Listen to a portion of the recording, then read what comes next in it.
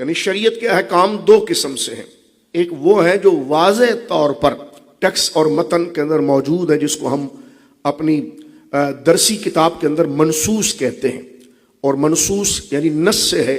اور نص کا معنی آپ کتابوں میں پڑھتے ہیں ما سیق الکلام لاجلہ. یہی تعریف آپ نص کی پڑھتے ہیں کہ جس مقصد کے لیے کلام کو چلایا گیا ہو.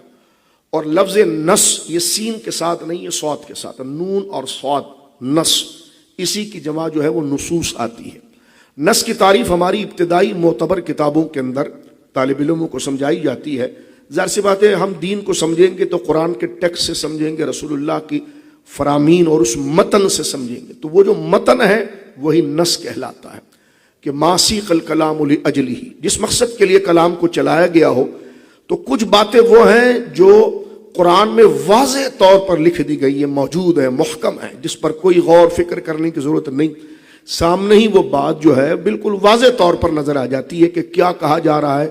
کس مسئلے سے متعلق کہا جا رہا ہے. لیکن کچھ ظاہر سی بات ہے انسان کی ضروریات کا پھیلاوا بہت ہے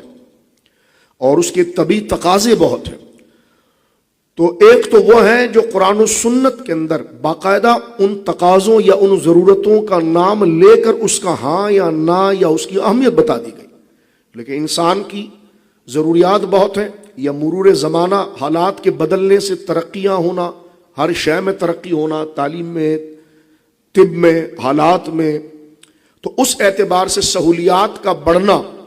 تو وہ سہولیات، وہ ترقی کو اگر دین کا درجہ دے کر دین میں شامل کیا جائے تو ظاہر سی بات ہے وہ ایجادات بات کی ہوں گی. تو وہ تو اس وقت نہیں تھی کہ جس وقت قرآن و سنت حضور سید عالم موجود تھے. تو وہ احکامات تو قرآن و سنت میں نہیں لکھے ہوئے ہیں، تو اس کو کہا جائے گا یہ غیر منصوص ہے، کہ اس کو لکھا ہی نہیں گیا، اس کو بیان ہی نہیں کیا گیا. تو غیر منصوص مسائل کے جس کا نام لے کر یا جس کی وضاحت کے ساتھ یا جس کو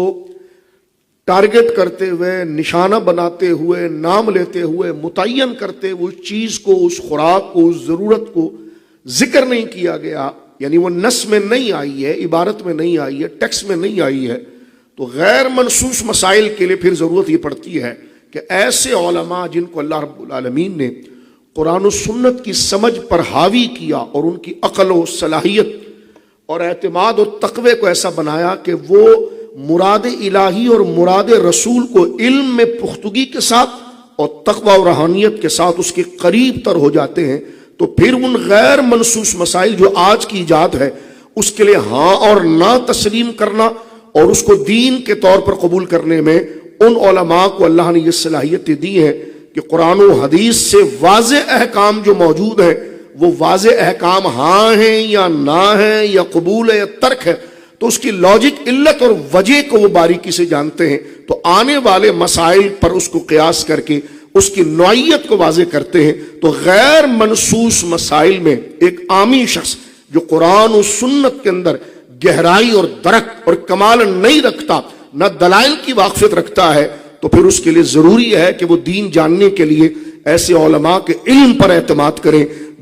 جو قرآن و سنت کا مکمل علم رکھتے ہیں اور جو موجودہ درپیش مسائل سامنے کھڑے ہیں، مانا کہ وہ رسول اللہ کے دور میں نہیں تھے یا نزول قرآن کے وقت نہیں تھے، لیکن ان علماء کی دیانت اور دانائی اتنی ہے کہ ایسے اصولوں کے ساتھ وہ موجودہ مسائل کو قدیم مسائل کے ساتھ ہم آہنگ کرنے کی صلاحیت رکھتے ہیں. ان کو مجتہد کہا جاتا ہے اور ان کے علم پر اعتماد کر کے اس مسئلے کو سمجھنے کو تقلید کہا جاتا ہے.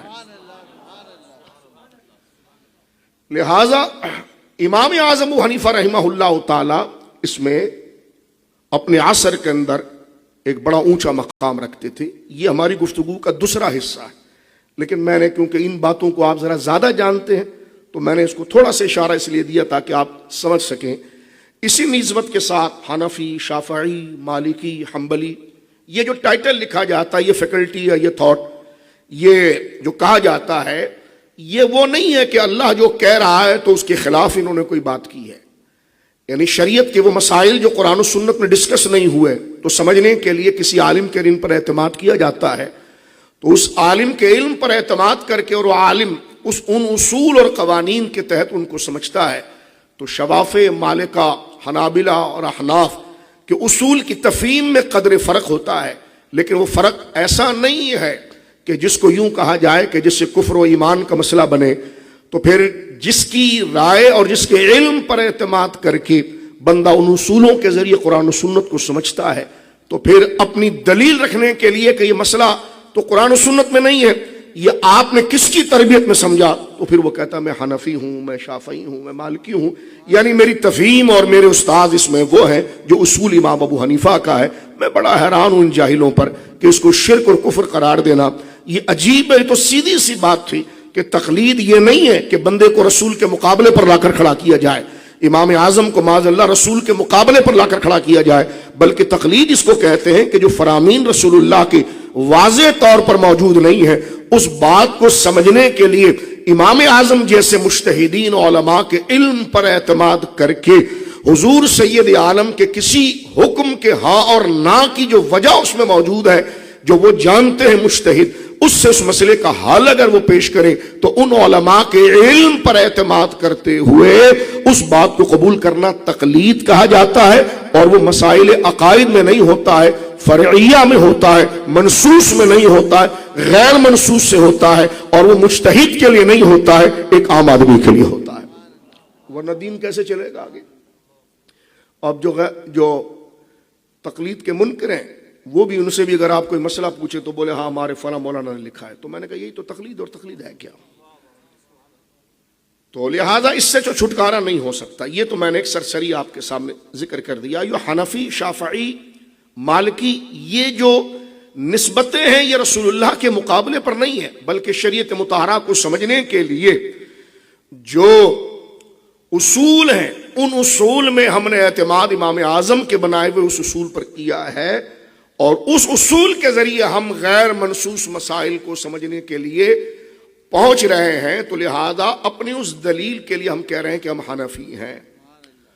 ایک جملہ میں صرف بول چکا ہوں تو آگے بڑھ جاتا ہوں کیونکہ یہ ضروری چیز ہے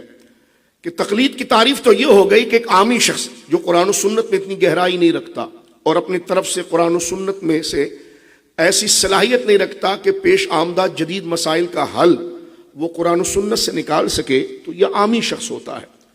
تو مجتہد کے مقابلے میں، اور مجتہد وہ ہوتا ہے جس کا علم اتنا مضبوط ہے، عام انداز میں عرض کر رہا ہوں، اور جس کے اندر اتنی صلاحیت ہے کہ وہ قرآن و سنت کے مسائل اور اس کی علت، اس کی گہرائی، اس کی لاجک کو جانتا ہے۔ اس کو جاننے کی وجہ سے اتنا شعور ہوتا ہے کہ موجودہ جو درپیش مسئلہ آیا ہے، یہ مسئلہ اپنی پوری کنڈیشن کے ساتھ تو دور رسالت میں نہیں تھا، لیکن اس میں وہ وجہ علت موجود ہے جو اس حضور کے حکم کے اندر موجود ہے، تو علت اور معلول کو سامنے رکھتے ہوئے مسئلے کو جائز ہے ناجائز کا حکم دینا، یہ صلاحیت مجتہد کے اندر ہوتی ہے۔ تو لہٰذا اہل علم کے دو طبقے بن جاتے ہیں، جو علم کے اندر اتنے غواص اور باصلاحیت ہیں جن کو مجتہد مطلق کہا جاتا ہے، اور ایک اس کے مقابلے میں ہم جیسے عام لوگ ہیں، تو ہمیں چاہیے کہ قرآن و سنت کو سمجھنے کے لیے ان علماء کے علم پر اعتماد کیا جائے، جس کو علماء نے کہا کہ قبول القول المجتہد ویعمل بہ، یہ ہے تقلید، یعنی مجتہد کے قول کو لے کر اس پر عمل کرنا، یہ ہے تقلید، اور اس پر تو پورا نظام چلتا ہے۔ بندہ دین کو سمجھنے کے لیے کسی سے مسئلہ تو پوچھتا ہے۔ ہاں، اس میں ایک سوال ہوتا ہے کہ اگر یہ کہا جائے کہ تقلید کے مسئلے پر تو یہ کہا گیا کہ بلا دلیل قول کو قبول کرنا، تو ہم نے کہا بلا دلیل قول سے مراد یہ کہ جو سوال پوچھ رہا ہے وہ دلیل نہیں رکھتا، اس عالم کے علم پر اعتماد کر کے وہ مسئلہ بیان کرتا ہے، لیکن جو مجتہد ہے وہ دلیل رکھتا ہے۔ تو یہ دلیل کا نہ ہونا عامی کے لیے، اس کے پاس دلیل ہے، اور دلیل سے مراد حضرت صاحب صرف عبارت النص نہیں ہوتی ہے، دلالت بھی ہوتی ہے، اقتضاء بھی ہوتا ہے، اور اشارہ بھی ہوتا ہے، اور شریعت انہی سے۔ تو مجتہد کے پاس دلیل ہوتی ہے، دلیل بمعنی وہ ثبوت اور قانون ہوتا ہے جس سے وہ حکم کو جاری کر رہا ہے، لیکن جو پوچھ رہا ہے، پوچھنے والا دلیل کا مطالبہ نہیں کرتا، اس علم عالم پر اعتماد کرتا ہے۔ دوسرے انداز میں یہ سمجھ لو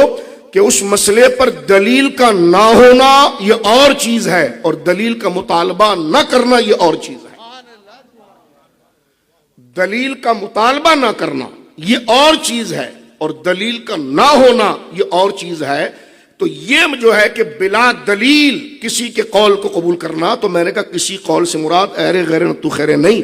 مجتہد کے قول کو بلا دلیل قبول کرنا۔ تو بلا دلیل قبول کرنے سے معنی یہ ہے کہ دلیل کا مطالبہ مجتہد سے نہیں کرنا، اس کا یہ مطلب نہیں ہے کہ مجتہد وہ مسئلہ بلا دلیل بیان کر رہا ہے۔